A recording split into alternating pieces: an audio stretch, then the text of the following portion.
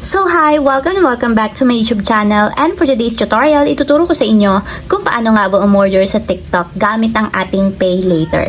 But first, can you subscribe to my channel and don't forget to hit the subscribe button and the bell to notify you for my new updates. And if you want to learn more, just keep on watching and let's start.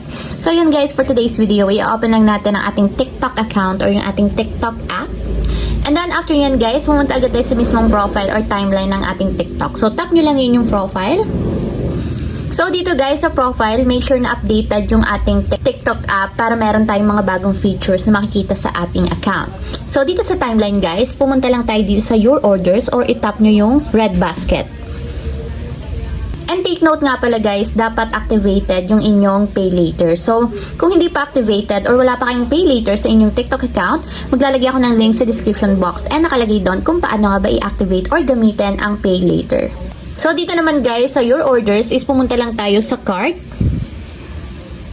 And dito sa inyong cart guys, pumili lang kayo ng item na gusto nyong i-check out gamit ang Pay Later. So, ang Pay Later guys is binabayaran natin kay TikTok monthly. So, kumbaga, babayaran ni TikTok yung item na bibili natin pero huhulugan natin yon sa kanila. So, for example, is ito yung pipiliin kong i-check out. So, lagyan nyo lang ng check mark.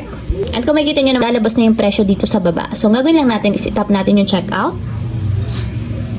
So, once kasi guys na activated ang inyong Pay Later, automatic lalabas dito sa baba yung option ng payment method para sa TikTok Pay Later. So, meron ditong cash on delivery or credit card. So, kung activated ang TikTok Pay Later, so ganito yung lalabas sa inyo. Meron tayong tatlong tenure, merong for 1 month yung babayaran, for 2 months or 3 months. The more na mas matagal yung huhulugan, mas mataas yung interest niya.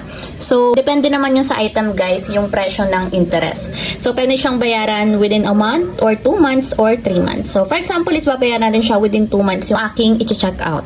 So, ang magiging amount niya guys is 61.36 for 2 months. So, bali, 2 buwan kong huhulugan yung aking item. So, 61 pesos yung amount niya. So, kapag okay na guys, and nakalagay na dun sa month na gusto ninyo, itap na natin yung place order. So, makikita nyo guys, kapag gumagamit tayo ng TikTok Pay Later, naliles or nagkaka-discount tayo sa halos lahat ng items sa TikTok. So, much better guys na gamitin nyo din yung inyong TikTok Pay Later kung activated na yung sa inyo. So, tap na natin guys yung place order.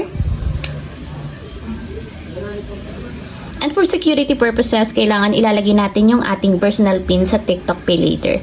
So, gumagawa tayo ng PIN once na nag-activate tayo ng ating Pay Later. So, lagay lang natin yung PIN. Then, after nyo may lagay yung PIN, guys, nag-automatic payment successful na siya. So, ibig sabihin, nabayaran na ni TikTok yung item and then huhulugan naman natin sa kanila yung item na binili natin gamit ang Pay Later. So, ayun lang guys, ganun lang kasimple kung paano nga ba umorder sa TikTok gamit ang Pay Later. If you have a question, kindly comment down below and don't forget to hit the subscribe button and the bell to notify you for my new updates.